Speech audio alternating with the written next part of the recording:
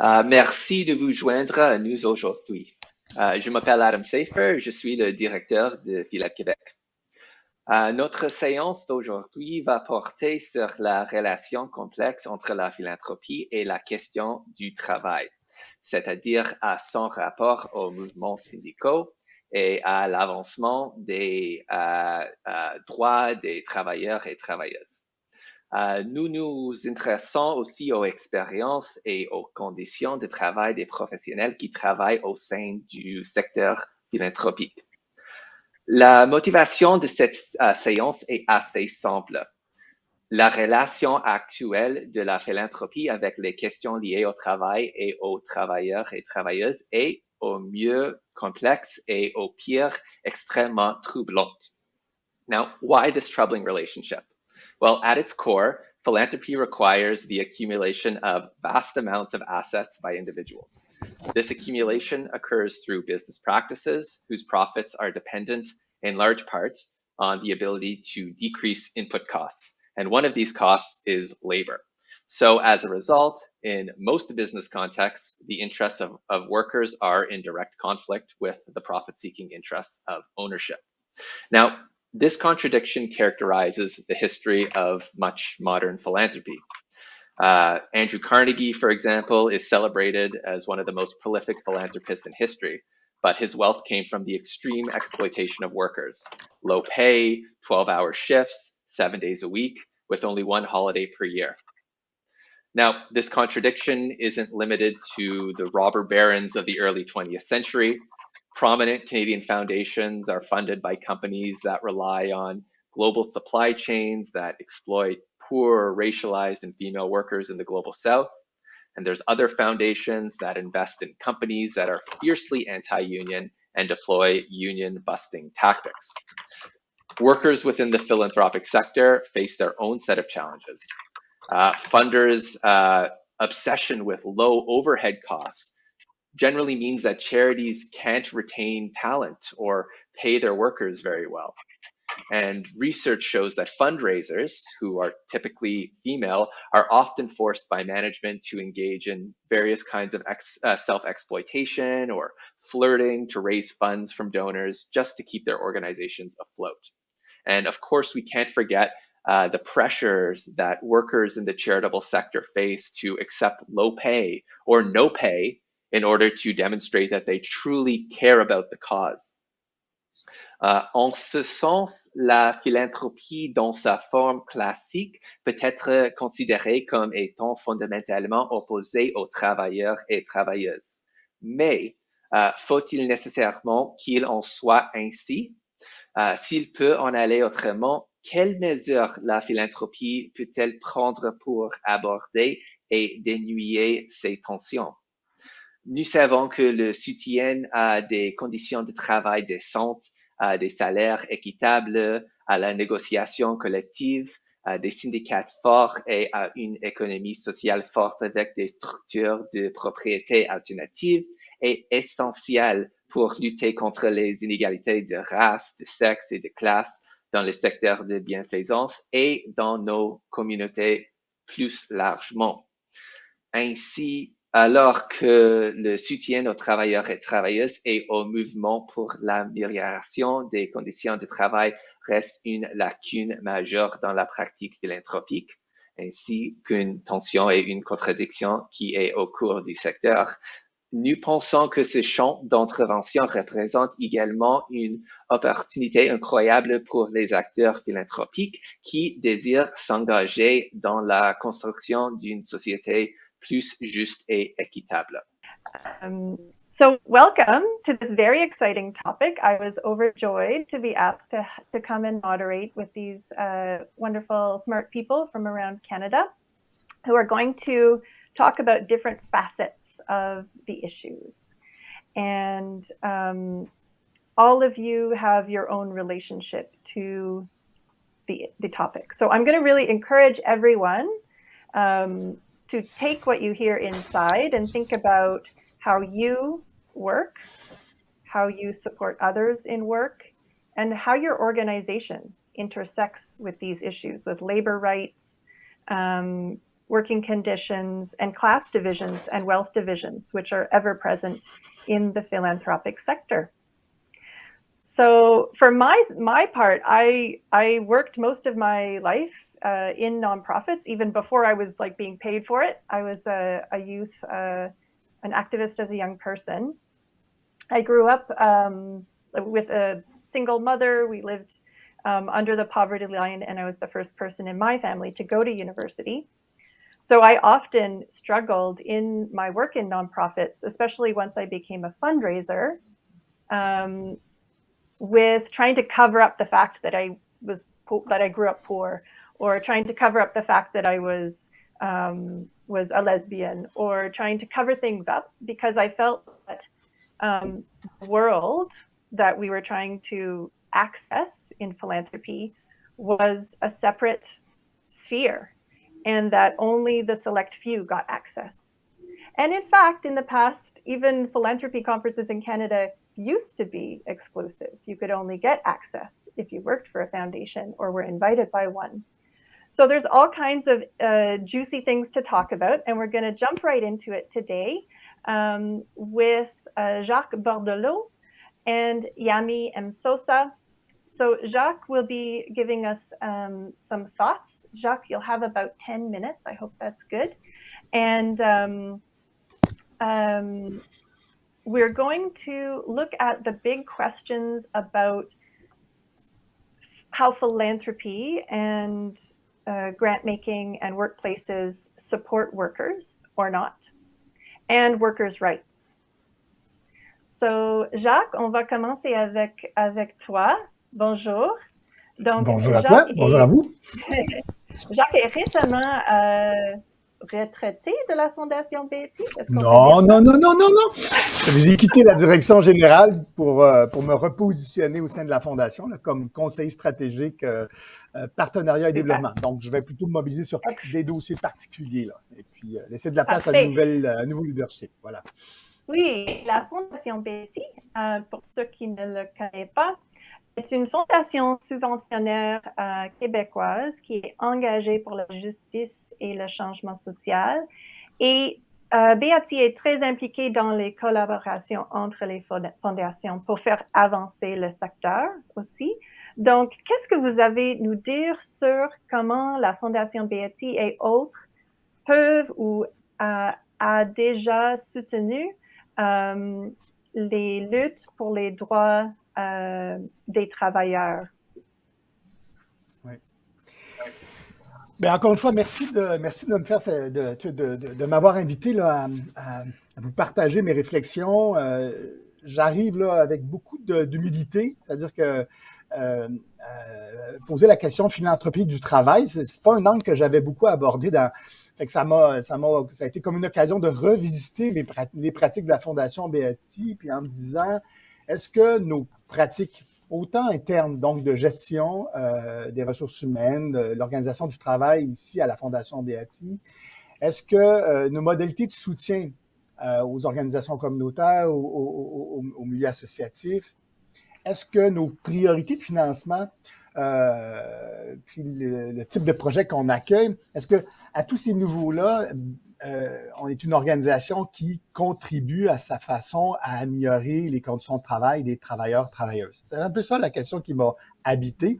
Fait que vous allez voir, j'ai comme 3 volets. Le premier volet, c'était de dire, voilà, est-ce que comme fondation, dans nos pratiques même de gestion interne, on est une organisation qui a été préoccupée de développer là, une structure salariale qui favorise une meilleure équité à l'interne. Et puis ça, le constat que je fais, puis je vous le partage là, en toute bienveillance, mais je m'aperçois que autant au sein du secteur philanthropique au Québec, au Canada, pour m'être promené un peu dans le monde, on est beaucoup marqué par les structures salariales qui nous viennent du secteur privé, où très souvent, on va voir des écarts importants entre les directions puis les personnels et les professionnels là, liés à la levée de fonds ou à l'accompagnement des projets.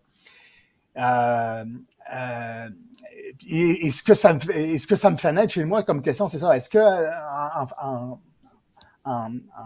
en s'inscrivant dans cette perspective-là, où très souvent ces modèles de ces modèles de structure salariale sont, dans bien des cas, profondément inégalitaires. Là, je vais le dire là, comment je le pense.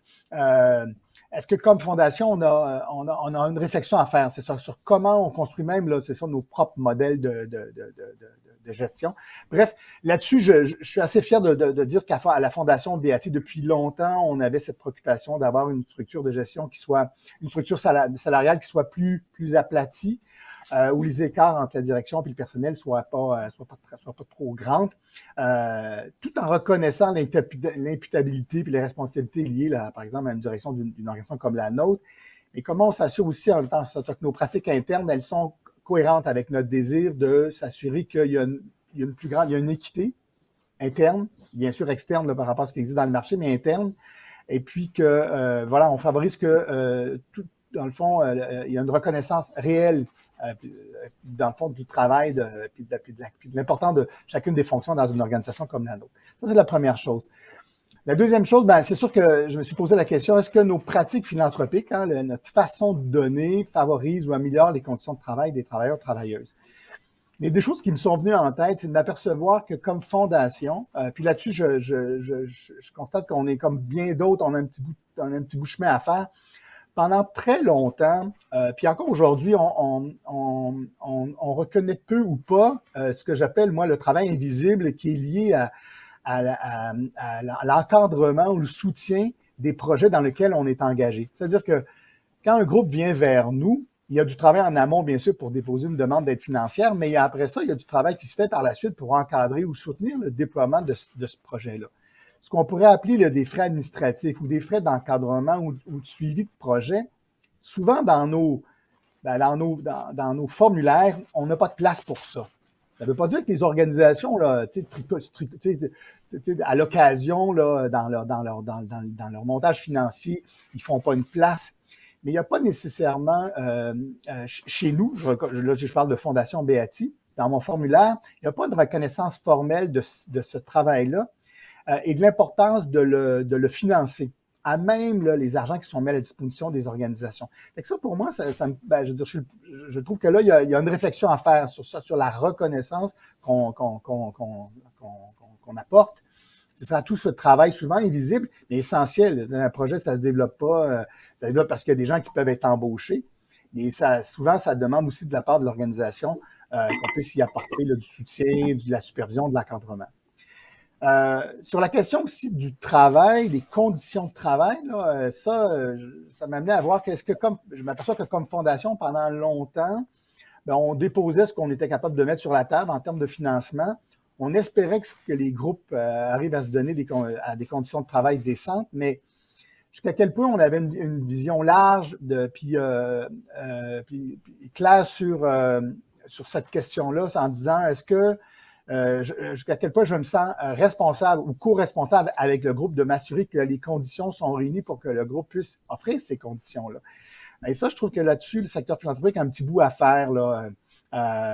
Des fois, c'est pas tout seul que, comme fondation, on arrivera à mettre toutes les ressources qu'il faut sur la table, mais ça pose la question, peut-être, là, c'est ça, de l'importance d'explorer là, des approches que j'appelle d'une philanthropie plus collaborative, où on peut mettre nos ressources en commun pour permettre réellement à ce que ces conditions-là, que les ressources financières là, permettant des réelles conditions de travail décentes puissent être offertes aux organisations qui viennent vers nous.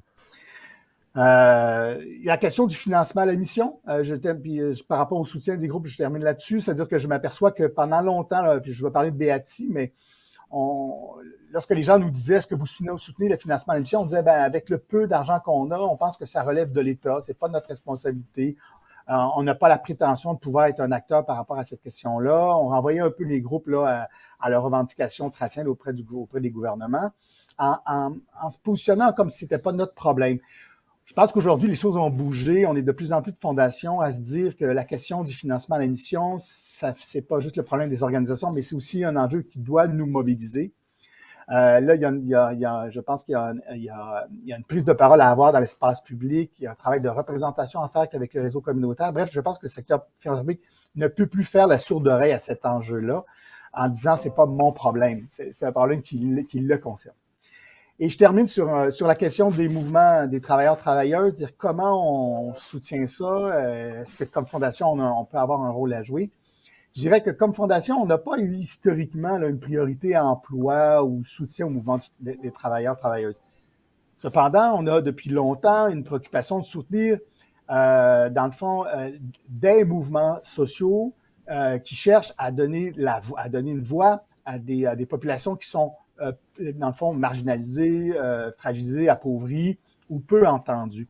Et ça nous a amené à travers les années, à l'occasion, à se solidariser avec le mouvement, avec des mouvements de travailleurs, particulièrement des travailleurs qui sont fragilisés ou marginalisés. Là, je vais parler, entre autres, des travailleurs-travailleuses dans les agences de placement.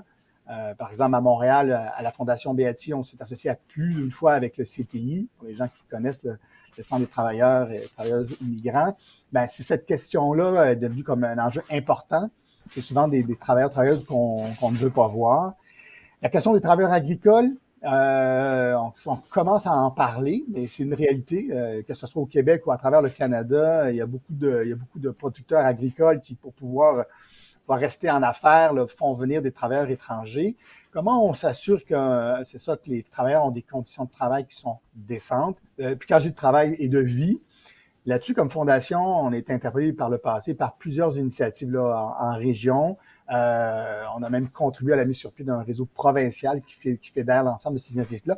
Bref, mais je vais être clair, c'est-à-dire que notre préoccupation au départ, c'est de donner la voix à des sans-voix ou à des populations qui sont souvent qu'on reconnaît peu ou qui ont peu de droit au chapitre. Et puis, je pense que là, encore une fois, la question des travailleurs à statut précaire, là, c'est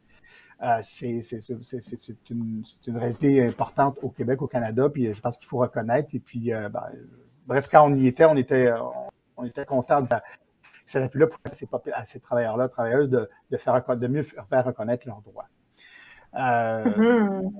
Super. Je termine avec la question de l'investissement, parce que j'ai parlé du don, donc soutenir des mouvements de travailleurs, travailleuses, mais je pense que, et là, on pourrait y revenir, mais la question de l'investissement, bien sûr, comme investisseur, je pense qu'on peut avoir un rôle à jouer pour améliorer les conditions de travail des travailleurs, travailleuses, en développant des dialogues avec les grandes directions pour s'assurer qu'encore une fois, que les politiques salariales soient, dans le fond, soient en faveur des travailleurs, travailleuses, dans le fond, qu'il y ait une meilleure répartition de la richesse au sein des entreprises. Voilà. Merci. Merci, Jacques. Est-ce que je suis dans le temps? Oui, c'est ça. Il y aura peut-être des C'est questions super. qu'on pourra répondre. Oui. Voilà. C'est un très bon début de la discussion. Et on va continuer à Yami Msa. Hello, Yami. Welcome. Yami is the Network Engagement Manager at the Ontario Nonprofit Network. And they have been doing some very exciting work over the last few years on decent work in the nonprofit sector. And we would love to hear some more about it. So please take it away. Thank you so much, and thank you for the invitation to speak today. My name is Yami. I use they, them pronouns. I'm calling in from Toronto today, which is one that is memorial by the Haudenosaunee, the Wendat, the Mississaugas of the Credit, the Ojibwe, many First Nations, documented and undocumented, that have been stewarding this land. So it is a gift as well as a duty as an arrivant here through historical legacies of the transatlantic slave trade, to really give thanks, to be able to have this conversation with you today, and really centering that. So thank you. I have a presentation, so I'm going to share my screen. I've been having tech issues all morning, so hopefully this shows up perfect. Wonderful. So today I'm going to be discussing the work of ONN in conjunction with many of our partners around decent work and how it can support movements, and specifically in this context, thinking about decent work within the context of the funding world, the philanthropic sector. Great. So I'm going to give you a brief overview of O&N, the work that we're doing in relationship to decent work. Decent work is not a new concept. It's one that's existed for quite some time, and so we'll talk a bit about that. And then going into decent work movement building for Indigenous, Black, and racialized workers, and then sharing a candid conversation that we had with our funder and some learnings from that to support this conversation today around the relationship of decent work, what it means to support movements, what it means to support people, specifically those who are equity deserving, centering Indigenous sovereignty, also centering the realities of the connection of labor movements and work to historical legacies of anti-Blackness, and getting real honest about those junctures. And hopefully we'll have some time for a Q&A. So in terms of O&N, we are a network of networks. And so we are based in Ontario. Our offices are here in Toronto. And so we see ourselves as a connector for issues that matter to the nonprofit sector. Our goal and our hope is to build a strong and resilient nonprofit sector, that really centers people, because people make up organizations, people make up movements. And so really wanting to ensure that in our role that we are not only supporting public policy, but that we are also looking at the engagement element within the sector. I also wanted to take a moment to acknowledge that much of the information that I will be sharing with you today is derivative of our work with multiple partners across the sector. So for this current iteration of decent work in which I'm leading, the focus is on supporting racial justice, Indigenous sovereignty, and using an intersectional lens to that work. And so looking at the intersections of not only identities, but systems when it comes to decent work. And so I really wanted to take a moment to shout out the organizations, our partners, the Ontario Federation of Indigenous Friendship Centers, as well as the Centre for Young Black Professionals, and LGBT Youth Line, the Enchante Network, OCASI, Black Femme Legal, just to name a few. So for folks who are unfamiliar with the framework of decent work, it is one that we often engage with the International Labour Organization's definition that looks at obtaining decent and productive work conditions that are rooted in freedom, equity, security, and human dignity. One of the realities around decent work that we've come to understand in supporting movements and centering workers' rights is that decent work must take into consideration not only these indicators that you see on the screen around employment opportunities, fair wages, health and retirement benefits, stable employment, opportunities for development and advancement, equality rights at work, as well as culture and leadership, but that many of our partners have called us to really reshape our definition of what decent work looks like outside of these indicators. So providing more of a holistic lens that takes into account the dimensions of anti-Indigenous and anti-Black racism that exist for people outside of the context of their work, right? But that directly impact how they show up in terms of working conditions.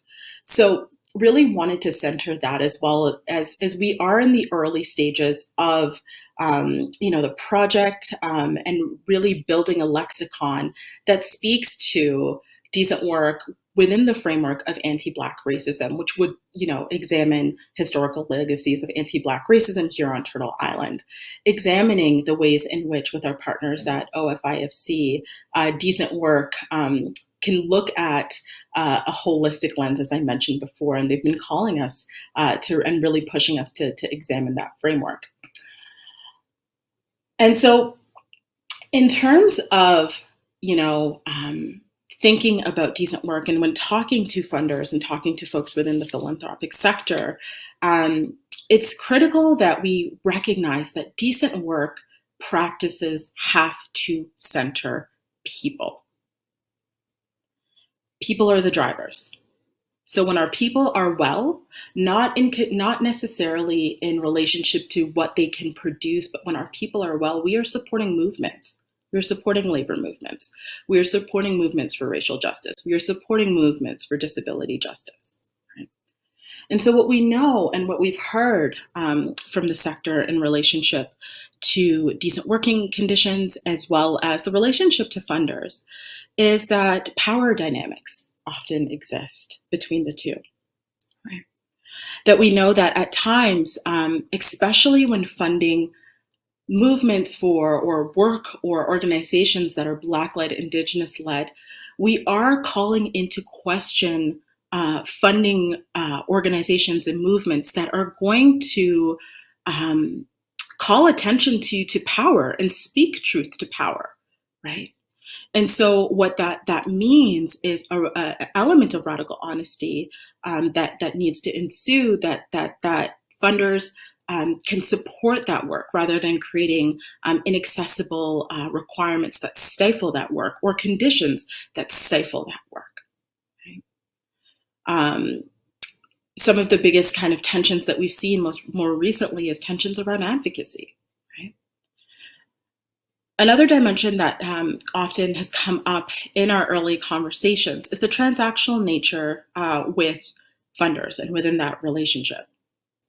And so often, for example, last week we had an interesting panel on decent working conditions and the looking at livable wages, looking at different HR practices, looking at the people and what is needed to resource the work. And the constant theme that came up is, well, how are we going to report this to our funding body? What is that relationship going to look like? And more often than not, what ensued in that conversation was a sense of fear, a fear of being able to really hone in on the needs of the organization to mobilize the work. Right? So, I mean, that definitely speaks to dimensions of bureaucratic burdens that surface. And a lot of what I am saying right now is not new, right? A lot of what I am saying has been said in the unfunded report, right? A lot of what I'm sharing in this moment has been shared by many Black, Indigenous, and racialized folks within the philanthropic sector.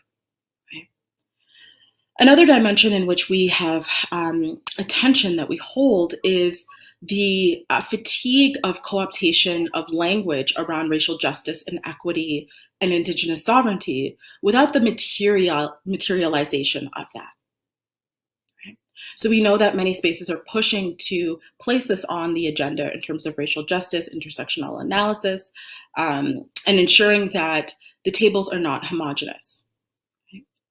And one of the realities that, in a conversation that I shared with a colleague of mine who works in the philanthropic sector is that we have to have a dynamic that looks within the organizations, within the different funding bodies, as well as within communities. And I was reminded with grace and humility that, there are Black, Indigenous, and racialized folks often working within the philanthropic world that are striving to make change, right? And those are the individuals that often hold the burden of having to be responsive to their communities. Right? And so what does it look like to ensure that there is an embodiment, right, of the ethos of decent work within the philanthropic sector, within foundations?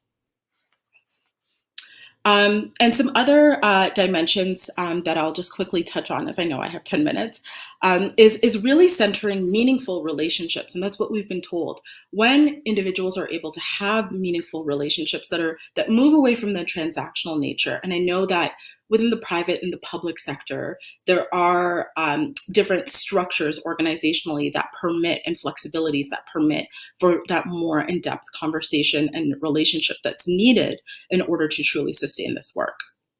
And of course, the last piece that I'll mention is people over metrics, right? That we must center the needs of individuals that are doing the work beyond what they're able to offer. And often when it comes to, I see I have a time Check. So, often when thinking about funding decent work and movements, we know and quickly that funding decent work means that historically discriminated, equity deserving groups have economic security for themselves, right? We know that funding decent work means vulnerable and historically discriminated communities receive the best care that they need. That if the funders are able to set the standard around living wage, if funders are able to set the standard around HR practices and support organizations in materializing that, we can see sustainable change. Funding decent work also means that, there's a dimension of really centering those at the margins and the staff at the margins. And so one of the pieces that I wanted to share with you was a conversation that I had with our funder for this project around decent work and decent work movement building. And, I thought it was best because I was like, I'm going to be speaking at this panel to funders, and you're our funder. What are you doing to sustain this work, to ensure that we're coming at it in terms of a reciprocal relationship? And so some things that came out of that conversation that I wanted to bring to your attention today is that it's imperative to have good relationships. The core of decent work is funding relationships between the foundation and the grantee. Right? Reciprocity. Right? Listen to decent work hopes and needs of your grantee. Learn from them. Also learn from individuals within your organizations that have a hand in what's happening on the ground. And that it's action-oriented. Progress may not be linear. You may fail. And I always like to say, how do we fail better next time? Right? Continue to move forward and take action. Every step matters. Learning is paramount, but it doesn't stop there, right? So identify what is working, what needs to be improved, and share your learning with others. Some other dimensions that came up was moving away from KPIs or inaccessible metrics to looking at signs of hope and signs of progress. And that's a methodology that Atkinson uses when coming to this work. So I'm going to stop there because I could say so much more, and I want to recognize time. But ultimately, when it comes down to funding, being a decent work funder, what we need to call attention to is how we can fund to support humanity, to support people. And I'll leave it there. Beautiful. Thank you so much. All right, can we close the presentation and have Yami and Jacques? Now is the question period. Donc, si vous avez des questions, merci de les mettre dans le chat. Et on va commencer avec une question en français. Yami, Nancy nous demande de parler plus sur les tensions autour du plaidoyer. Donc, vous avez parlé. So Nancy has a question for Yami to please explain a little bit more about what are the tensions around advocacy and decent work and grant making and funders. What did you mean by that?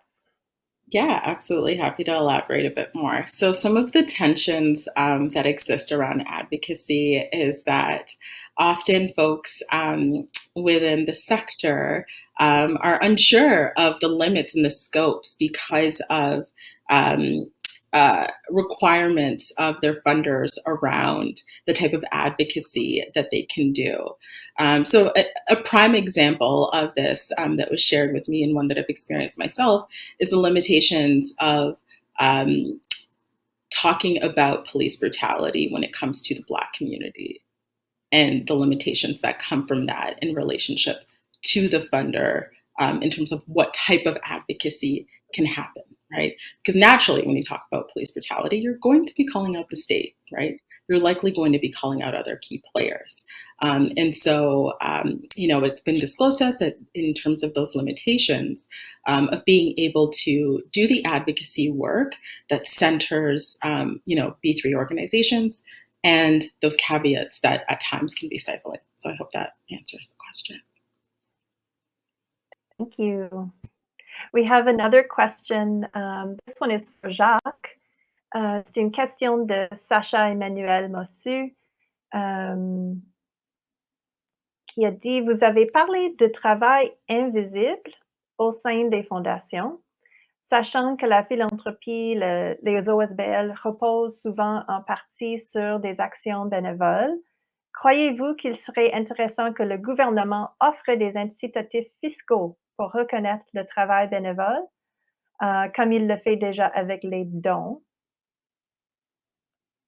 Do we want volunteer work to enter into the tax system and get benefits in our tax returns or other kinds of benefits for volunteer work? Or are there other solutions to this issue of so much volunteer work in the nonprofit sector? Jacques? Oui, c'est une excellente question. En même temps, je vais être clair, parce que lorsqu'on parle du secteur philanthropique, pour moi, c'est dans le fond, de façon générale, dans mon esprit à moi, on parle des organisations donateurs. Donc, à ma compréhension, bien sûr, dans nos comités de travail, conseils, là, il y a des bénévoles, mais c'est fondamentalement des organisations, dans le fond, qui réseautent des travailleurs liés à une mission. Lorsqu'on parle d'organisations à but non lucratif ou organisations communautaires là, au Québec, là, on va voir apparaître, là, c'est ça, tu sais, à la fois, c'est ça, se rencontre là, souvent dans l'action des travailleurs, travailleuses, mais aussi souvent beaucoup de bénévoles. Puis là, la question de la reconnaissance. Moi, je suis un de ceux qui dit qu'il faut faire, c'est-à-dire, je résiste un petit peu à l'idée de mettre une valeur financière à tout, c'est-à-dire même aux dons. Là, c'est la notion de don contre don, là, sans tomber dans une philosophie, dans tous les détails, mais personnellement, même comme citoyen, quand je m'engage par rapport à une cause qui me tient à cœur, je trouve que si on devait marchander, ça vient l'encadrer. Il y a quelque chose qui tu sais, le bénévolat, comme la militance, c'est aussi un élan du cœur. C'est un élan du cœur au sens que c'est une façon de me positionner dans une société et d'avoir le goût de contribuer à plus grand que moi. Fait que, bref, voilà. Fait que c'est à cette question-là donc de le monnayer lié à des avantages fiscaux. Là, je suis peut-être vieux jeu là, mais c'est pas le premier mouvement là, que j'encouragerais. Voilà. Mais je pense que ça vaut la peine d'en débattre, là. Voilà. Merci. We have a comment in the chat from Adriana, who works with the Metcalf Foundations, which is one of the few foundations in Canada, I would say, that focuses on inclusive economic development. Their Inclusive Local Economies program focuses on decent work. Approximately 30% of funding focuses on policy advocacy, organizing around minimum wage, employment standards, on issues for low-wage, racialized workers. We ask applicants to include wages and hours to understand if roles are under-resourced, and we try to make a low-barrier grant-making process. So those are some ideas from a foundation about how they try to encourage the advancement of decent work through their granting process, not just their granting, like who they grant to. So that's really useful. Thank you. There's a question for Yami from Adam. You talked about supporting decent work in the sector. What about the source of philanthropic assets, and what can foundations do to make sure that their assets, so their investment of their endowment, is the product of decent and just work? And I would also say, where are investments going today? Are they supporting decent and just work? How can foundations include that? What are your thoughts? And we can also ask the same question to Jacques, but we'll start with you. Yeah, no, that's a great question. I don't think I have a conclusive answer for you yet around that. I think that the basis of it was what was just mentioned in terms of examining where assets are coming from and the labor conditions of folks within that realm. I will say that we are in the early stages of our project, and that really isn't our focus at the time. Our focus is very much so sector facing, so I don't necessarily want to misspeak, and so I'll leave it there. No problem. Jacques, as-tu des opinions sur comment les dotations des fondations peuvent s'assurer que les investissements dans les entreprises soutiennent, appuient les bonnes conditions de travail dans ces entreprises-là. Ben, je pense que oui, moi je pense que c'est quand je disais tout à l'heure qu'une des quand je relisais notre pratique, puis j'observe ce qui bouge dans le secteur philanthropique, je pense qu'une des voies pour que le secteur philanthropique puisse contribuer à améliorer les conditions de travail, c'est à travers ses investissements. C'est-à-dire que autant en favorisant ce qu'on appelle le secteur de l'économie sociale, là, Adam parlait là, dans le fond de soutenir là, des entreprises, entre autres le développement d'entreprises collectives, là, donc coopératives de travailleurs, coopératives de solidarité, où là les gens peuvent agir plus directement sur leurs propres conditions. Moi, je pense que ça c'est un rôle qu'on peut jouer comme fondation, donc d'encourager ou d'investir dans le secteur de l'économie sociale au Canada, et c'est un secteur qui est en croissance, qui permet une appropriation encore une fois collective, le développement des communautés, l'amélioration des conditions de vie, mais l'amélioration aussi des conditions de travail des travailleurs, travailleuses là, qui sont associés à ces entreprises-là. Dans l'économie plus traditionnelle, je pense que comme investisseur, on peut aussi avoir une influence en s'assurant que les entreprises dans lesquelles on est investi se dotent de politiques de conditions de travail qui soient respectueuses des droits des travailleurs, mais aussi de ce que j'appelle des cadres financiers qui permettent là, une meilleure répartition de la richesse générée par l'entreprise. C'est-à-dire que, et là, à mon avis, là, j'y reviens à ce que je disais tout à l'heure, là, on a vu au Canada, mais à travers le monde, là, le développement de structures salariales où très souvent, là, on a quelques personnes, et c'est souvent des hommes qui ont qui font des salaires là, qui ont presque plus de sens, là, et puis qui sont 10, 30, 50 fois plus importants que le salaire du travailleur moyen. Je pense que comme investisseur, on peut questionner ces modèles-là, puis travailler à introduire là, dans le fond, introduire une réflexion sur les modèles les modèles salariales qui sont développés au sein des entreprises. Et ça, voilà, comme investisseur, on peut intervenir, puis à travers des pratiques de dialogue avec les grandes entreprises, avec le dépôt de résolution d'actionnaires dans les assemblées générales, pour questionner à l'occasion, voilà, des pratiques là, des pratiques de gouvernance ou de partage là, c'est ça, des conditions de travail qui iraient à l'encontre de notre désir de contribuer, c'est ça, à ce que au Québec comme au Canada, ben tous les travailleurs, travailleuses aient accès à voilà, des conditions de travail qui soient décentes, puis des conditions salariales qui, en le fond, qui sont le reflet de l'importance de leur travail pour le bien collectif. Mm-hmm. So, one last question for you, Yami. What is the role of your initiative or of ONN in trying to share this information with funders, trying to influence funders about their practices? What's your role in terms of taking what you've heard from grassroots organizations and smaller organizations and sharing that with the philanthropic institutions? Mm-hmm. So our role has been exactly that, being able to amplify the work and the needs and the desires of grassroots organizations and nonprofit organizations across Ontario. We do hope that this work will eventually influence public policy. And we know that we are not the only ones that are advocating around decent work. We know Workers' Action Center and other, foundations are starting to really explicitly name decent work, which is our hope. Specifically thinking about, educating funders on what it would mean to and supporting the work that's already there, but around decent work. So our real premise is to eventually support public policy to ensure that we are voicing the needs of the sector in multiplicity, in multiple forms, and recognizing it from an intersectional lens as well, and reshaping how funding happens, how grant making happens, how interactions happen, so that we know that we hold a lot of power as a network, and so how can we use that power to speak truth to power to support our members across Ontario.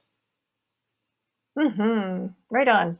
Okay, well, awesome work, and we will continue to follow it. And now we're going to bring in some more voices. So, Dr. Annabelle Berthiaume est professeure régulière en travail social à l'Université du Québec à Trois-Rivières. Ses travaux de recherche portent sur l'intervention collective et les actrices qui fabriquent au quotidien les politiques sociales dans les milieux communautaires. Elle a participé à la co-direction du livre Grève des stages, grève des femmes, une anthologie d'une lutte féministe pour un salaire étudiant. So welcome Annabelle, merci d'être venue. Et juste pour me dire combien de temps tu avais planifié, je pense que c'est 10 minutes? Besoin de plus? Oh, on t'entend pas. On m'avait prévu une quinzaine de minutes. Je ne sais pas si ça va. Parfait. Oui, ça va. Merci. C'est juste que de le savoir. Merci. Parfait. Donc, merci. Hi, everyone. Thanks for the invitation. Donc, ma présentation va être en français. Malheureusement, je ne peux pas faire la traduction simultanée. Ça me fait plaisir d'être ici. En fait, moi, j'ai un parcours en travail social, en fait, une formation exclusivement en travail social avec un intérêt pour la mise en œuvre des politiques sociales. Donc, j'essaie de m'intéresser à comment les actrices mettent en forme, interprètent, contournent et entendent finalement les discours des programmes sociaux, des politiques sociales, avec un intérêt marqué pour l'action communautaire, pour l'intervention plus spécifiquement auprès des enfants et des familles. Donc, c'est un secteur qui est majoritairement féminin. Les différentes enquêtes, en fait, des dernières années nous font comprendre, en fait, que c'est encore aujourd'hui 80% des travailleurs dans les milieux communautaires sont, en fait, des travailleuses. Puis, les statistiques sont similaires aussi pour les stagiaires dans ces milieux-là. Donc, c'est un objet de recherche sur lequel j'ai travaillé dans mes études, puis que maintenant, à titre de professeur, mais c'est aussi un milieu dans lequel j'ai été sujet à titre d'intervenante dans le milieu communautaire et de stagiaire non rémunéré. Donc, ça me faisait vraiment plaisir d'être ici aujourd'hui sur un panel qui porte sur le travail et l'emploi. On m'a demandé plus spécifiquement de parler de travail gratuit, donc j'ai accepté assez rapidement parce que je trouvais que c'était intéressant puis ça me permettait de croiser différents enjeux, différents tableaux, mais la limite de temps étant ce qu'elle est, ça m'a quand même posé un certain défi. Donc, ce que je vous propose en fait, c'est de vous présenter dans le fond 3 tableaux, 3 portraits qui posent des questions aujourd'hui sur la question du travail gratuit. Ça va vous me permettre à la fois de parler un peu de mes travaux, puis aussi en fait, le dernier tableau qui est plus en lien avec mon engagement militant dans les milieux, dans le milieu communautaire. Et puis, c'est des tableaux que, dans le fond, vous allez possiblement avoir déjà rencontrés dans vos propres trajectoires professionnelles, mais qui sont pas, en fait, systématiquement pensés comme du travail. Donc, aujourd'hui, j'avais envie qu'on les regarde ensemble, puisqu'à mon sens, ils capturent différents enjeux du monde communautaire ou du monde philanthropique, qui posent des questions sur le travail ou en tout cas sur les frontières entre travail gratuit, travail bénévole, engagement militant. Puis, en fait, on pourra discuter là, des enjeux que ça soulève dans le cadre de la conférence aujourd'hui. Donc, le premier tableau, c'est le tableau un peu typique qu'on voit parmi les travailleuses des milieux communautaires. Le tableau que, dans le fond, je vous suggère, c'est celui de l'intervenante qui travaille dans un centre communautaire, qui distribue des colis alimentaires, qui va organiser différentes activités. Il y a un comptoir vestimentaire, qui organise des activités pour les enfants et la famille. Donc, un centre communautaire assez typique, là, je dirais, avec des activités de loisirs, un camp de jour l'été. Et bref, L'intervenante, en fait, en plus de participer à différents de ces services-là, elle fait aussi un travail d'accompagnement pour les familles nouvellement arrivantes dans le quartier, particulièrement des familles immigrantes. Et puis, elle habite le quartier, donc c'est pas rare qu'elle va aussi croiser ces familles-là dans la rue lorsqu'elle n'est pas en train de travailler, c'est-à-dire elle n'est pas sur ses heures de travail. Elle va souvent les saluer dans la rue, ça arrête là sans plus, donc elle arrête pas pour continuer la conversation, mais parfois ça arrive qu'elle va arrêter, prendre des nouvelles, des fois la famille va parler de certaines difficultés, elle va faire une référence, elle va proposer de venir la rejoindre au service la semaine prochaine. Ça arrive aussi que durant des périodes plus intensives de travail, par exemple, cette intervenante-là va décider de faire quelques heures supplémentaires. Elle va rester un peu plus tard au bureau, par exemple, puisqu'il y a certains dossiers à terminer. Elle va tenter de reprendre ses heures. La plupart du temps, elle y arrive, mais c'est pas tout le temps possible étant donné la quantité de tâches qui lui incombe. Donc, elle va faire quelques heures de travail non rémunérées à chaque mois, donc des heures de travail qui vont pas être reprises là, au cours de son année. Pour elle, c'est une manière de faire sens, en fait, de son travail, de faire en sorte que le service qu'elle a est une forme en fait, prend sens. Elle arrive à mettre en pratique, finalement, l'approche alternative qu'elle défend dans le milieu communautaire. Elle arrive à mettre en valeur, finalement, son utopie du modèle de l'intervention. Donc, elle le fait comme une forme d'engagement. Pour elle, c'est son travail militant, finalement, qui est comme le prolongement de son travail salarié. Donc, ça, c'était le premier tableau. Deuxième tableau, c'est celui d'une intervenante qui travaille dans un milieu communautaire, en fait, que j'ai rencontré dans le cadre d'une entrevue dans ma thèse, qui me parle, est impliquée à la sélection, à la présélection, en fait, de projets par sa table de quartier. Donc, je sais qu'on est dans un séminaire canadien, là, pour faire simple, dans le fond. Il y a certaines enveloppes budgétaires qui sont versées aux communautés, dans le fond, au quartier, aux tables de quartier, puis ensuite, c'est la communauté qui distribue l'argent en fonction des demandes de chacun des organismes dans la communauté. Donc, il y a une espèce d'étape de présélection en fonction des priorités qui sont déterminées par le quartier, qui sont dans le fond, c'est des représentants de différents organismes de la communauté qui vont déterminer les priorités de financement et qui vont déterminer les projets prioritaires à financer. Donc, les organismes subventionnaires, puis je vois pas la composition de la salle en ce moment, mais je suis certaine qu'il y en a qui voient là, ce type de gestion de fonds-là dans leur milieu. L'idée, c'est dans le fond d'offrir une plus grande autonomie au milieu communautaire dans la distribution de ces fonds, dans l'établissement finalement de la prise de décision. Donc, il y a une intervenante d'un organisme local qui est invitée à participer à ce comité de travail-là. Elle voit les demandes qui sont procédées, elle voit qu'il y a des projets qui pourront pas être financés.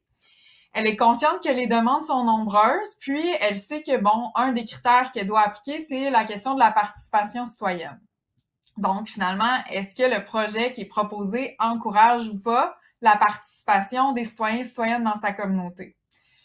En entrevue, donc, elle me parle de des différents projets, puis elle voit un projet d'aide aux devoirs, qui est un projet, finalement, où les élèves, après l'école, peuvent aller dans l'organisme communautaire, avoir de l'aide aux devoirs. Donc, il y a des étudiants dans les cégeps, dans les universités, qui sont rémunérés avec un petit salaire, dans le fond, un salaire étudiant, pour aider ces élèves-là à terminer leurs devoirs.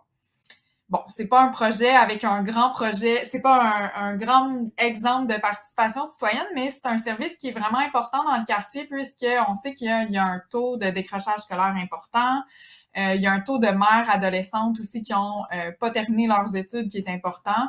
En fait, dans le quartier, la moyenne du dernier diplôme obtenu est assez bas.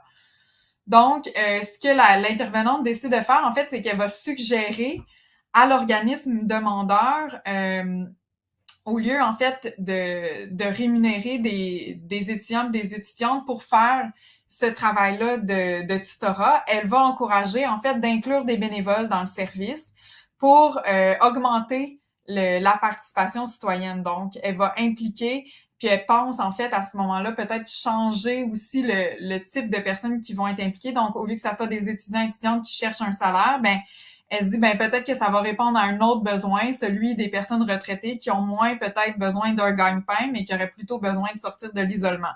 Donc, la solution proposée ici pour la survie du projet, puisqu'éventuellement, bon, mais le projet sera pas financé, c'est celui de mettre à profit un type d'activité bénévole pour assurer la survie du projet. Troisième tableau, troisième portrait, je vais essayer de pas m'éterniser trop longtemps parce que je sais que le temps file, mais quand même, c'est celui de la mobilisation collective des stagiaires. Il reste 5 minutes, parfait. Donc, au Québec, et puis je sais qu'il y a eu plusieurs mobilisations aussi, notamment au Nouveau-Brunswick, donc c'est pas un cas isolé. Il y a des milliers de stagiaires, en fait, au Québec entre 2016 et 2019 qui se sont mobilisés pour la rémunération de leurs stages. Elles font des stages, en fait, dans les écoles, dans les CLSC, les hôpitaux, les organismes communautaires. Et elle revendique, dans le fond, elle, ce qu'elle dit, c'est que c'est pas un hasard le fait que ces stages-là soient non rémunérés. C'est le fait qu'elles sont toutes dans des milieux qui sont traditionnellement féminins. Elles accomplissent un travail qui est traditionnellement assigné comme un travail de femme. Elles sont en sexologie, en pratique sage-femme, en travail social, en éducation. Donc, c'est des formes de travail qui sont associées au care. Elles accomplissent parfois jusqu'à 2600 heures de stage non rémunérés. Et pour elles, la question du deux poids, deux mesures, en fait, et du deux poids, deux mesures entre le stage non rémunéré et le stage rémunéré, c'est cette analyse, en fait, féministe qui leur permet de parler de la non-reconnaissance du travail. Et chacun de ces milieux-là a finalement un justificatif pour légitimer le fait que le stage soit non rémunéré, que ce soit la vocation, la créativité ou même le contexte de sous-financement. Donc, ces trois tableaux-là, en apparence, en fait, peuvent avoir l'air très distincts, très différents. On pourrait argumenter, en fait, que c'est toutes des activités puis des acteurs et surtout, en fait, des actrices qui mériteraient des réponses différentes. Mais il y a, selon moi, un fil rouge quand même à tisser en ces trois tableaux-là, puis la question du travail gratuit mérite d'être posée. Par exemple, en fait, puis si on la pose, en fait, le premier enjeu qui mériterait d'être interrogé, c'est justement cette frontière-là entre travail gratuit et bénévolat. Comment on la définit? Comment on identifie finalement qu'est-ce qui est de l'ordre du travail, effectivement, et qu'est-ce qui est de l'ordre de l'engagement? Jacques en a touché un mot tout à l'heure, mais il semble qu'il y a une certaine confusion des genres entre travail gratuit et bénévolat dans les pratiques que moi j'ai observées. Et pour le dire un peu rapidement, parce qu'il reste peu de temps, mais dans le transfert de certaines formes d'activités qui étaient salariées vers du bénévolat. Donc, ça pose toute la question de la précarité, puis c'est la deuxième question, là, la précarité pas seulement financière, parce que là, on se retrouve à mobiliser des gens de manière peu rémunérée. Le mouvement féministe dans les années 70 disait Love doesn't pay the bills », ça permet pas de payer le loyer, ce travail de vocation. Mais il y a aussi une vulnérabilité spécifique à partir du moment où, dans le fond, les bénévoles ou les stagiaires sont pas encadrés par les protections sur les normes du travail. On peut même pas parler de travail décent. En fait, il y a tout simplement pas de levier en cas d'abus, de discrimination, de violence, etc. Donc, ça pose toute la question, puis je vais conclure là-dessus. La question du privilège, de qui peut effectivement se travailler gratuitement et pour qui, en fait, les coûts sont plus grands de travailler gratuitement. Il y a Darren Walker, qui est l'ancien président de la Fondation Ford en 2016, qui signait une lettre et qui disait que les stages rémunérés étaient une garantie d'égalité des chances. Et il soulignait, dans le fond, que c'était le seul moyen de briser le cycle de privilège en privilège.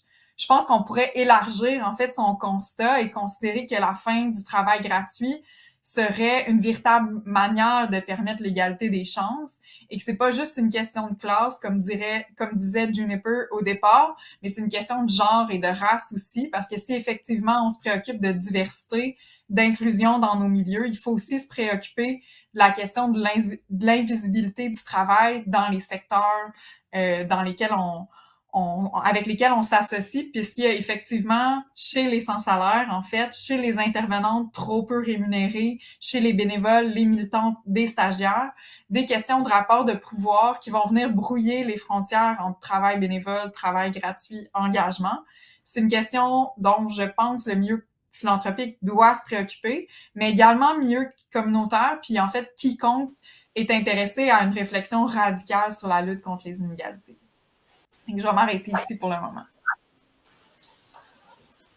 Super. Merci beaucoup, Annabelle.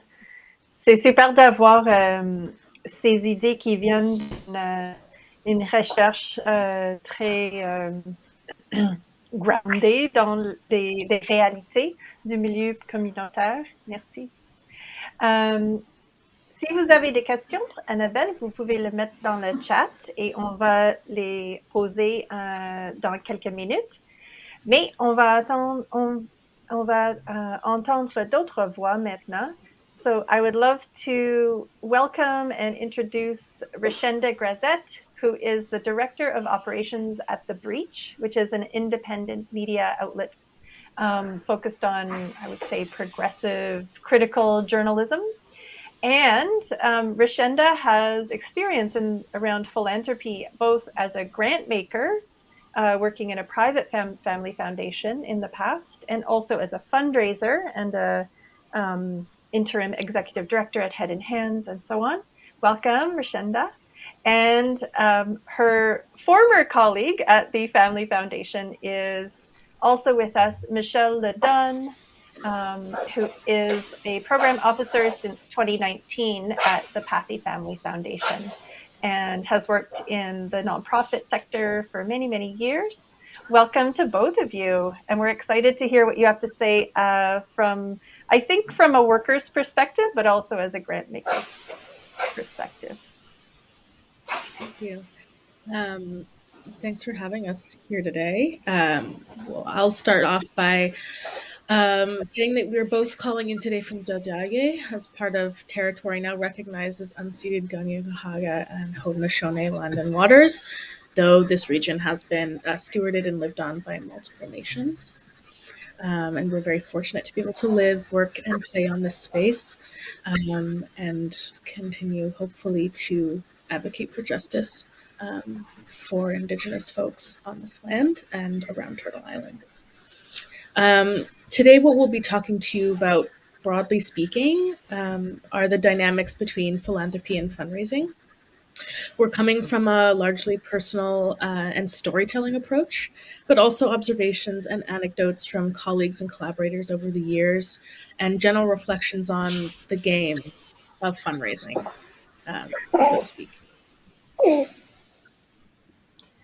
Yeah, absolutely. And as we heard in Yami and Annabelle's presentation, historically, fundraising has been seen as women's work.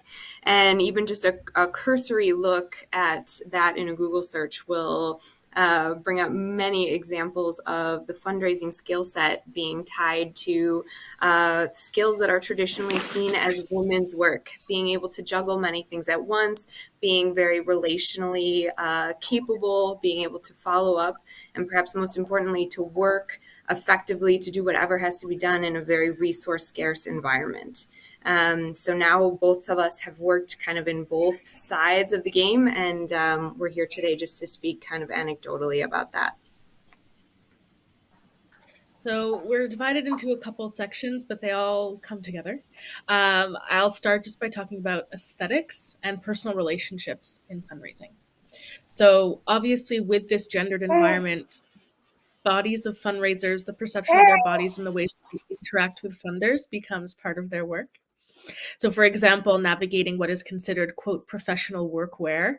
And if we know our sort of basics of DEI, we know that concepts of professionalism are often rooted in white supremacy, both as an aesthetic and as a function. So how we interact, how we speak, those kinds of things.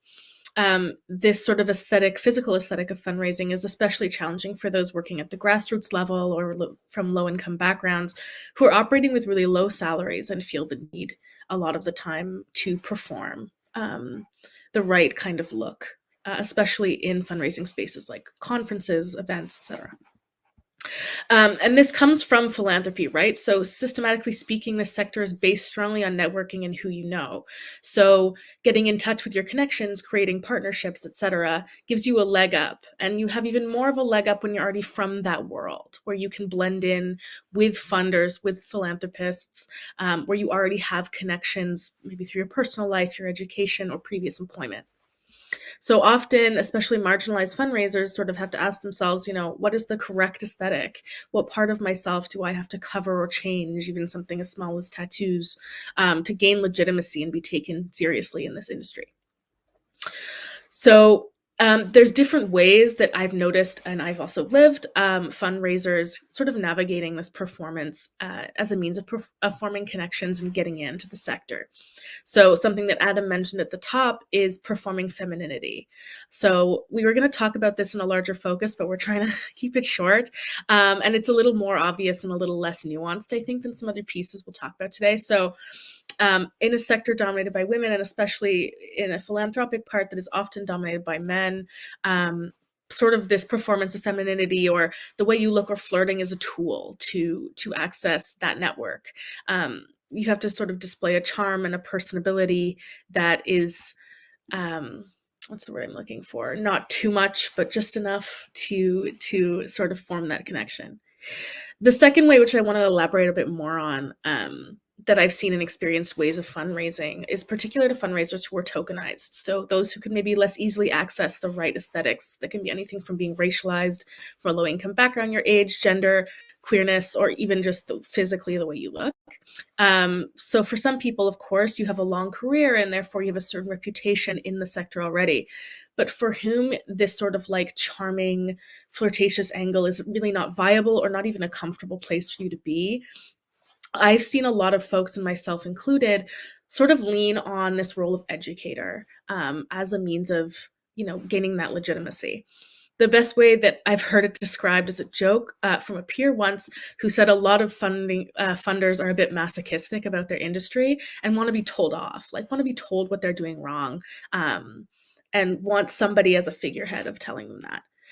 So I've found that for minorities, being able to harness this bluntness and being critical has been a really effective tool for gaining legitimacy in the sector. You rely on your novelty of non-whiteness, for example, as an educator and a promoter of BIPOC issues. I've experienced and done sort of both versions of this, and we'll loop back to it a bit more. But I want to also emphasize that fundraisers are actively participating in this game, right? It's not something that there's no handbook. This is something that is sort of ingrained in the sector and something that we all sort of participate in. And in that reflection about it, it's hard to see a way out necessarily that doesn't involve a dramatic shift within philanthropy writ large.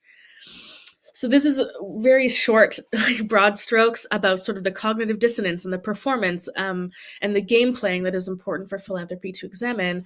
And I can give an anecdote that I've been trying to do much more of this educator role in later years throughout my career. But even then, I'll enter spaces where, someone will say, oh, it's so glad Rashenda's joined us now because she has so much expertise on DEI. I don't. I've never really studied DEI apart from an undergrad degree, but I'm a racialized queer woman, and so I'm here. I've worked in the community sector in a grassroots way, and so these things are sort of baked into how I've learned to work. And yes, I want to make change in the sector, so I do participate in it, but it does form this cognitive dissonance in which I am performing and I am participating actively in a part of the sector that's not as comfortable. And we see the repercussions of this system really trickle out with things like board and ED discretionary funds, foundations that don't accept solicitations. This idea of getting in the door are examples of philanthropic systems that are really built on the foundation of an exclusive society that you want to crack into. So, the better connections you have, you can get that discretionary fund, then you're in the door, or the program officer and you can get a call with them. So you have to do this participation to get in, to get the funding, and to be successful, especially when you're advocating and fundraising for something that's really important to you. And if you are doing DEI work, you know that these things are in conflict with the principles of DEI. Board and discretionary funds, especially as an example, are based on, who does the board know or what does the board like, rather than sort of a more nuanced analysis a lot of the time. So all in all, rapid section, we're talking about who you know taking paramount over innovative and boundary-pushing talent in this sector. There's a lot of great talent out there, and I've done a lot of work training and supporting young fundraisers of color especially, but they feel completely shut out of philanthropy because they don't have the connections or the financial resources or even the wherewithal to figure out how to play. And that is especially challenging when you're advocating for your own community. And sort of having to sell properly as well, which is Michelle's topic now.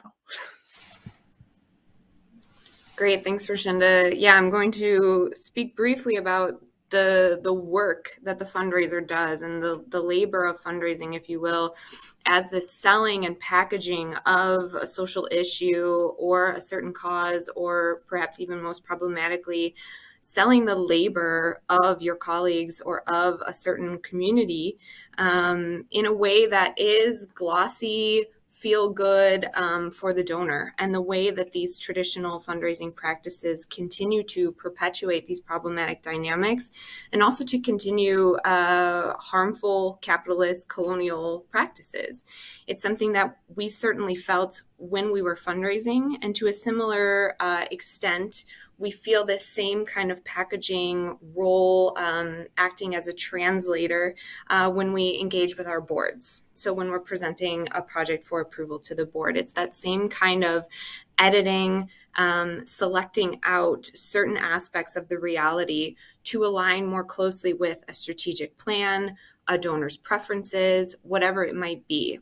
And as Rashinda said, these dynamics are really implicit in how you learn to be a quote unquote good fundraiser. And that tension is very uncomfortable because yes, you want to be a good fundraiser. You want to bring in funds that your organization needs to continue their essential work. But in doing so, you are not bearing witness truthfully to the challenges faced by your intervention teams, to the needs and realities of your clients, and to the real challenges facing the sector. And I think this does a disservice to all pieces of this equation. And certainly as we move to a late COVID stage or a post-COVID stage, I think there's more and more discussion around funders wanting to dive into more trust-based approaches, to explore more honestly social issues and issues around DEI. And I think the fundraiser role plays a really key part in that equation. And so I would encourage funders who are maybe listening today or who are frequently in interactions with a professional fundraiser. So for example, a person who is working as part of an administration team who is not someone charged with direct intervention work necessarily, to encourage them to engage in authentic conversation, to truly present the needs in a more authentic way. And I think it will lead to less kind of toxic intellectualizing of our own sector here on the philanthropic side, with a greater knowledge of the needs and the realities faced by the frontline teams. Funders can be better placed to respond, and organizations can be better equipped to actually meet their needs. Rashinda, I will turn it back to you. So this is also further complicated, of course, when you are like a racialized or marginalized body in which you want to present this rosy picture of something that is perhaps part of your own community. So I can give a great example. I worked at Head and Hands for many years, and it's a grassroots grassroots organization serving youth and predominantly queer, trans, and BIPOC youth. And I, as a fundraiser at 21, had to sort of go into these funding environments and events and speak from this place of distance from the clientele who were me. And it creates a challenge to either feel like you have to overemphasize sort of the needs and the challenges of your own community, or completely distance yourself from them in service of this glossy picture, like Michelle has highlighted. I think we're close to time, but I wanted to sort of end this with some general reflections. And I think the best way to illustrate the trickle-down effects of some of our points here is to go a bit meta and ask the question, why are we on this panel, Michelle and I, especially for myself? We almost dropped out a couple of weeks ago because we felt that storytelling was not a valid educational tool or panel topic or worth sharing with you all. Even after many years in the sector, we still self-select out based on the same criteria that we're critiquing right now and that we've tried to fight against in our careers, and said to each other, you know, we don't want to just get there and sort of bitch and complain. And if our presentation wouldn't be appropriately researched or backed up, and how that would reflect on us as professionals. We had a call with Adam, which was very funny and ironic, in which we realized that we were participating again, right, in these dynamics that are oppressive and violent. But on the other hand, we are on this panel because of the very critiques we're making. We're here to do storytelling as a display of vulnerability, as a display of talking from personal experience. But even the invitation to be on this panel in the first place comes from a connection built with someone else in the sector, in which I was interviewed and shared my experience of systemic issues facing racialized and queer folks in the sector. So because of that, I've been invited back more than once in order to sort of re-perform for the sector over and over these challenges of gender and race in this industry. And it feels sort of like a layered irony in which, through performing adequately, my career has advanced and I continue to be able to perform adequately. And sometimes it feels ingenuine and useless because it's not a research paper, or it doesn't have a PowerPoint. But it's just an interesting reflection that we want to critique this system, but then are still internalizing and embodying it in many different ways. And it's not a good thing necessarily to be good at fundraising because it's not necessarily comfortable. And I find that for a lot of fundraisers and philanthropists as well, especially young folks in the sector, how do you see yourselves or ourselves as re-perpetuating these dynamics in service of our own careers or the success of our organization, when funding is so scarce and it's so fiercely competitive that you do have to do whatever it takes? How does me sitting on this panel support my current fundraising efforts, you know? And how are we selling ourselves and our experiences and our communities, our own experiences of violence, right? And I think it's just an interesting thing to sort of bring up, more of like a self-reflection than anything else, because as I said before, the way out of this is a fundamental shift in philanthropy, getting rid of some of these systems of class and capitalism, and sort of starting fresh. And what does that even look like is an interesting question that I think about often, and I know Michelle does as well.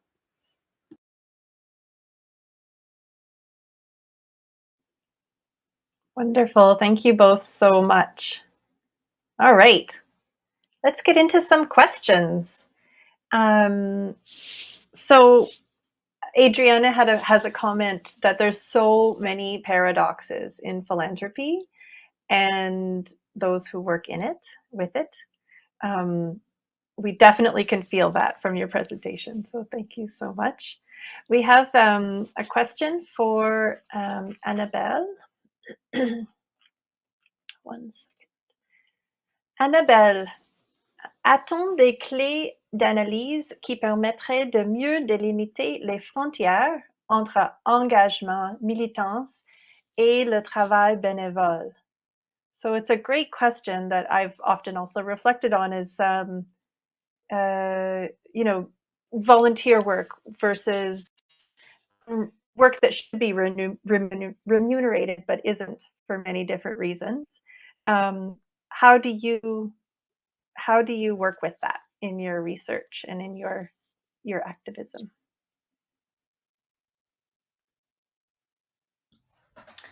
C'est une bonne question qui est clairement pas simple à répondre.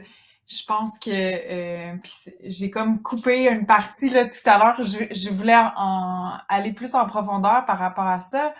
Est-ce que, par exemple, de saluer les familles, tu sais, si on reprend le premier portrait, là, est-ce que saluer les familles dans la rue à chaque fois, ça constitue du travail gratuit qui devrait être rémunéré? Tu sais, est-ce que faire des sandwichs dans le cadre d'une mobilisation, peu importe le contexte, en fait, c'est toujours du travail gratuit? Je suis d'avis que non, en fait. Il y a du travail. En fait, il y a des activités qui rentrent probablement pas dans la catégorie des activités qui devraient être rémunérées.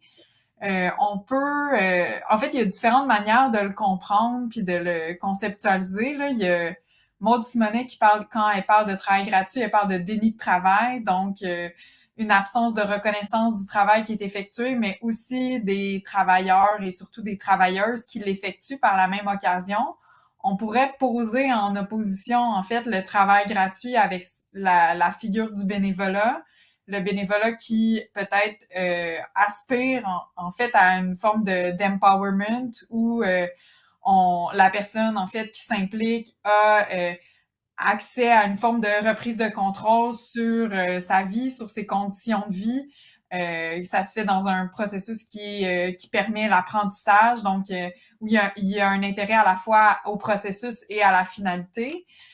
Je pense que c'est pas une question qui est simple, mais toutes les questions entourant les différents types d'empowerment ou les différentes réflexions aussi sur l'autonomie qu'on a dans le milieu communautaire, en tout cas qui ont été développées par les milieux communautaires sur l'autonomie de l'action communautaire, sont aussi des questions qui pourraient se poser même par rapport à l'autonomie des personnes bénévoles, puis au type de pouvoir en fait qu'ils peuvent reprendre dans leur forme d'engagement. Donc, c'est une question qui est pas arrêtée, mais je pense qu'il y a quand même certaines clés de compréhension qui peuvent nous aider à réfléchir, à définir davantage ces frontières-là. Je vais peut-être m'arrêter là pour le moment. Thank you. Michelle and Rashenda, I really appreciated your presentation because, as I mentioned in my introduction, there's a lot of like personal resonance with a lot of the challenges and paradoxes that you've come face with. I shared in the chat on the English side, I think, the resources that COCO, the Center for Community Organizations, has done on the experiences of racialized women in the nonprofit sector. So I think that's a really excellent way for non-racialized folks to kind of start to understand some very common patterns that are experienced, particularly by racialized women, but I think that it's like there's a lot to learn there about coming from like historically marginalized spaces into the nonprofit and philanthropic sector. So I'm curious about this whole issue of passing. So maybe explain what passing means for those who aren't aware, and how you work with that as individuals with your boards of directors, who could be a philanthropic family of wealth, or in your fundraising roles.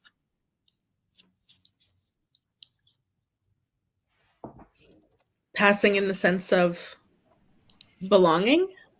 Yeah.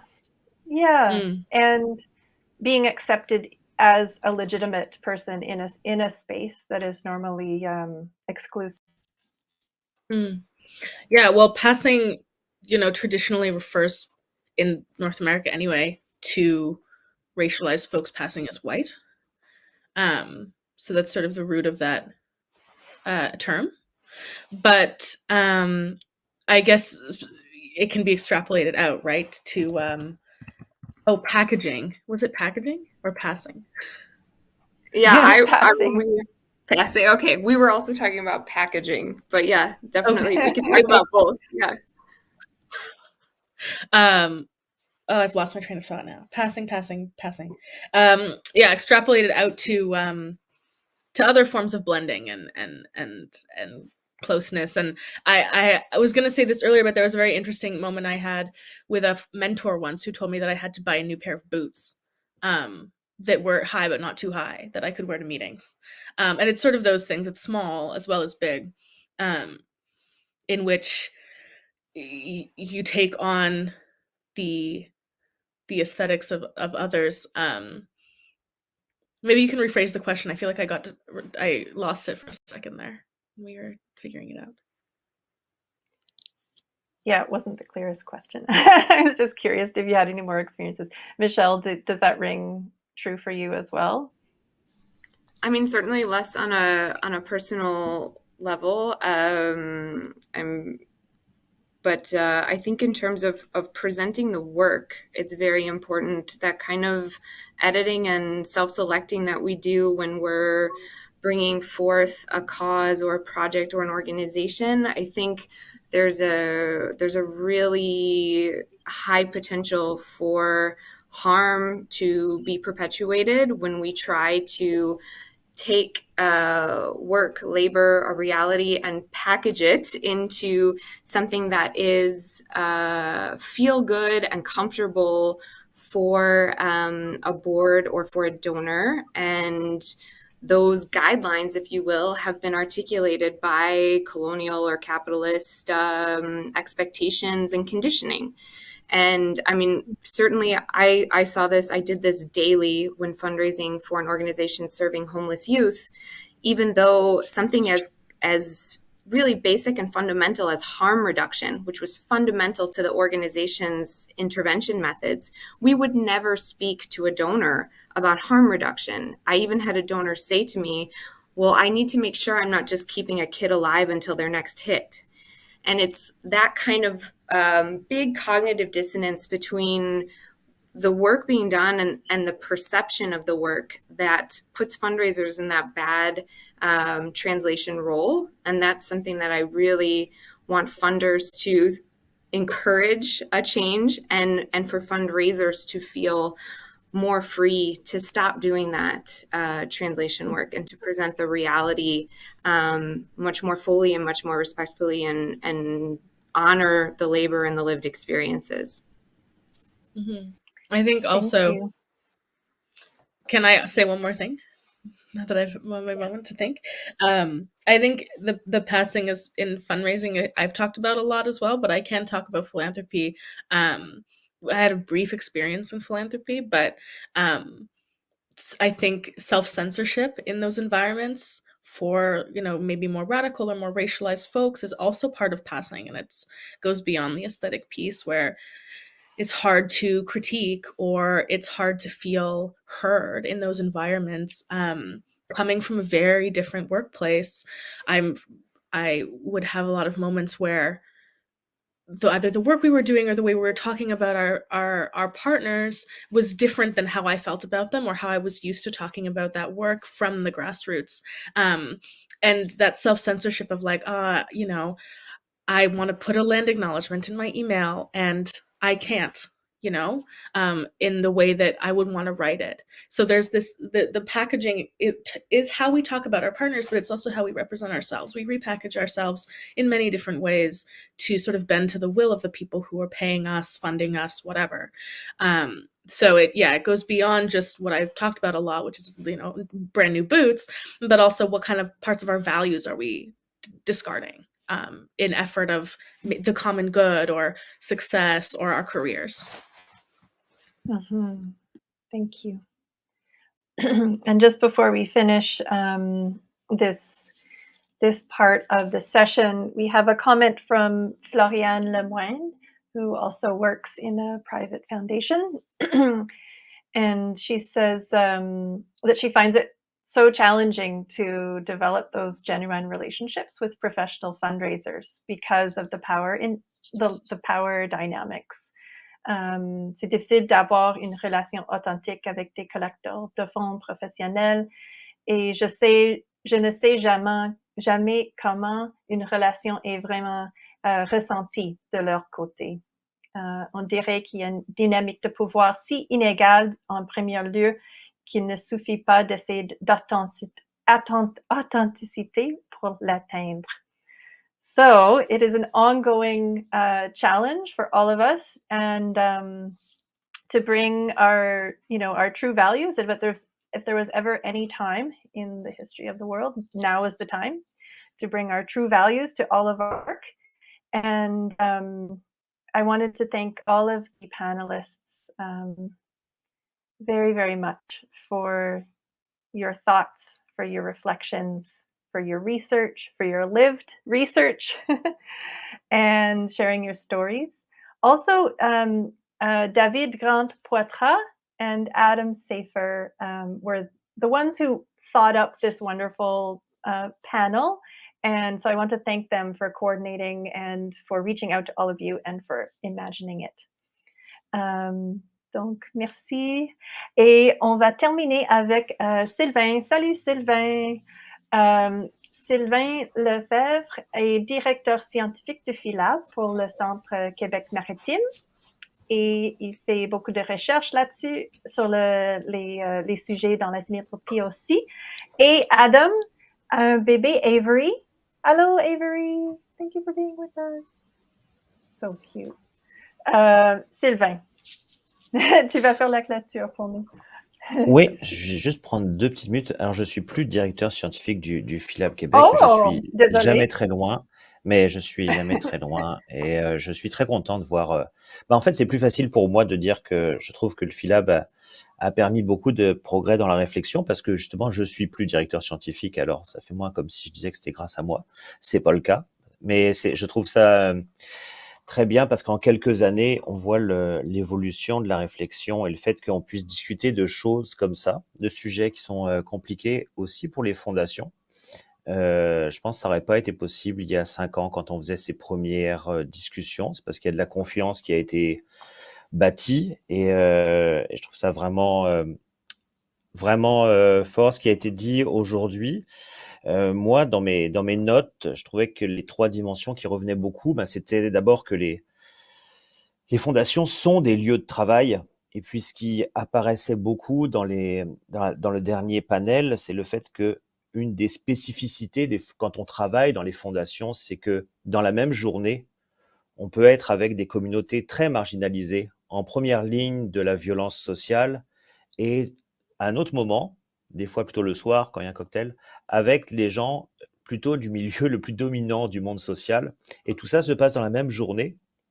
Et quand on travaille dans une fondation, on fait souvent un travail de passeur de frontières, de passe-muraille entre des opposés du monde social. Et ça peut aussi représenter une certaine violence pour les gens qui travaillent dans les fondations, notamment quand eux-mêmes viennent d'une partie du monde social où ils vivent ces violences-là et où il faut savoir, comme on l'a dit, euphémiser, transformer, traduire la manière dont on s'exprime quand on a besoin aussi d'aller chercher des fonds auprès de populations plus privilégiées ou dominantes du monde social.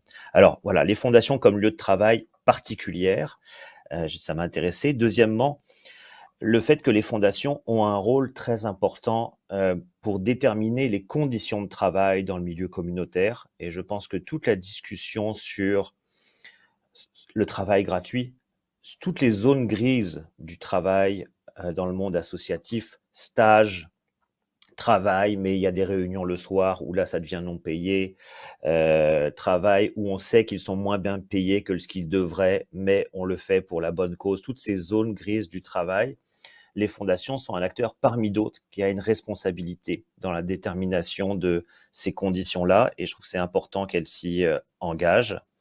Et troisièmement, c'est les actions que peuvent faire les fondations. Puis on a un bon exemple avec Yami au début aussi sur, par exemple, s'attaquer à la question du travail décent, d'avoir des programmes spécifiques. Jacques a parlé de certains programmes de la Fondation Beati, certaines actions aussi sur les agences de placement, sur les travailleurs agricoles.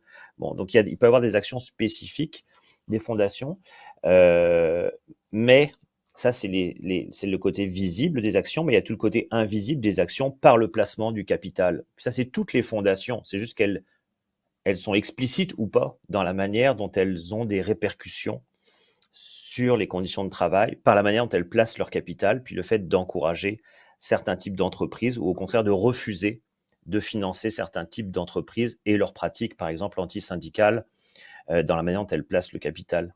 Alors, c'est c'est pas juste une question de est-ce que comme fondation, on a envie d'avoir un impact ou pas sur les conditions de travail. On a toujours un impact sur les conditions de travail à travers ces différents niveaux comme fondation. La question, c'est quoi le degré de responsabilité puis de cohérence qu'on a comme fondation dans la manière dont on fonctionne. Très rapidement, juste par exemple dans la collaboration, on peut parler de collaboration avec le monde communautaire puis de créer des collaborations très horizontales, mais quand autour d'une table, on sait qu'on est payé 2 fois le salaire de la personne qui est en face de nous, le fait que nous, on parle de collaboration peut être reçu aussi comme une violence par celui qui est de l'autre côté, qui est moins bien payé, puis qui a remplacé quelqu'un qui est parti en burn-out. Puis bon. Donc, comment créer des collaborations quand on est dans des rapports aussi inégalitaires en termes de rémunération? Comment avoir de la continuité dans les actions quand on sait que les organismes sont à bout de souffle et donc il y a beaucoup d'épuisement, de difficultés aujourd'hui à combler les postes dans le milieu communautaire, et ce qui fait que des fois des organismes qui fonctionnent bien, qui ont des projets qui sont reconnus, n'arrivent plus à avoir de continuité. Et enfin, donc la question du placement du capital, comme je disais, qui est très importante et qui vient questionner pour les fondations souvent leur autonomie par rapport à un capital, soit dont elles sont issues, soit dont elles ont besoin. Et ça renvoie aux questions un peu existentielles des fondations, de quelle autonomie elles ont par rapport à ce capital-là. Et donc voilà, c'est à tout ça que je pensais en vous écoutant, et je trouve ça très bien qu'on ait ces discussions-là ensemble. Merci d'avoir joué le jeu aussi bien. Au revoir tout le monde. Have a great day. And stay tuned. There's several other sessions of this conference, another one later this afternoon from the Indigenous Philanthropy Hub and the Circle on Philanthropy and Aboriginal People. So stay tuned for that in a half hour. Thanks, everybody. Bonjour tout le monde.